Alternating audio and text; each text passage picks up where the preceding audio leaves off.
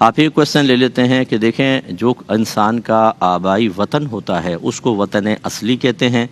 اور وطن اصلی میں اگر انسان ایک دن کے لیے بھی آئے بلکہ چند گھنٹوں کے لیے بھی آئے تب بھی وہ مقیم ہوتا ہے، یعنی اس کو پوری نماز پڑھنی ہوتی ہے۔ بلکہ آپ چونکہ اسلام آباد میں صرف جاب کی غرض سے گئے، فرض کر لیں کوئی ایسا وقت آ جائے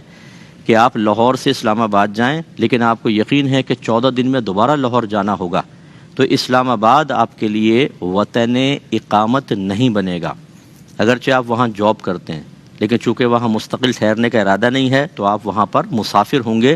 اگر 14 دن 15 دن سے یعنی کم ٹھہرنے کا ارادہ ہو تو آپ وہاں مسافر ہیں اور آپ کو قصر نماز پڑھنی ہوگی۔ ہاں، مقامی امام کے پیچھے وہاں نماز پڑھیں گے تو پوری پڑھیں گے، لیکن اگر تنہا پڑھ رہے ہیں تو 4 فرض والی نماز کو 2 کر کے آپ کو پڑھنا ہوگا۔ تو لاہور میں تو کوئی مسئلہ ہی نہیں ہے، اس میں تو چاہے 15 دن اس سے زیادہ یا اس سے کم ٹھہریں آپ کو پوری پڑھنی ہوگی، لیکن اسلام آباد کے اندر مسئلہ یہ ہے کہ 15 دن سے کم ٹھہرنے کی نیت سے جب بھی آپ وہاں جائیں گے مسافر رہیں گے، ورنہ اس سے زیادہ ہو تو مقیم ہوں گے۔